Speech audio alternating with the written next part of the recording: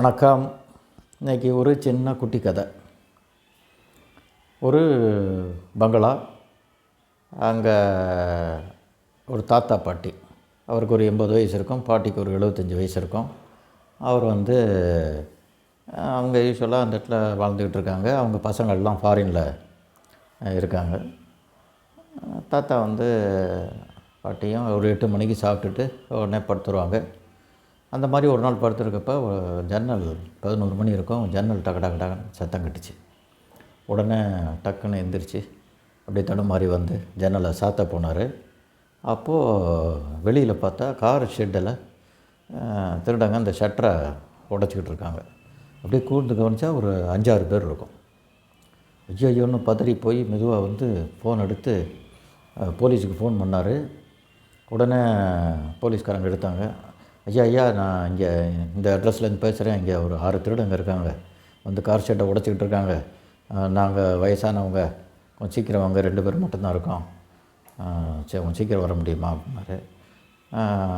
Address எழுதிக்கிட்டு சொன்னார் இவர் போலீஸு, ஐயா எல்லோரும் ரவுண்ட்ஸ் போயிருக்காங்க, வந்த உடனே நாங்கள் வர்றோம், ஐயா இங்கே 6 திருடங்க இருக்காங்கன்னா அதுக்கேற்ற மாதிரி ஆளை கூட்டுவாங்க, அப்போ தான் பிடிக்க முடியும், இல்லாட்டி தப்பிச்சு ஓடிடுவாங்க அப்படின்னாரு.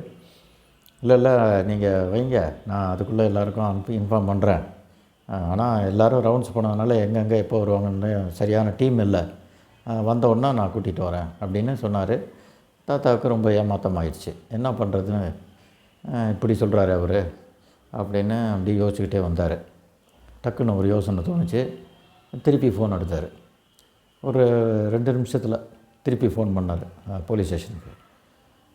எடுத்து நீங்கள் வர வேண்டாம், ஏன் அப்படின்னாரு. இல்லை இந்த 6 பேரையும் நான் சுட்டுட்டேன் அப்படின்னாரு.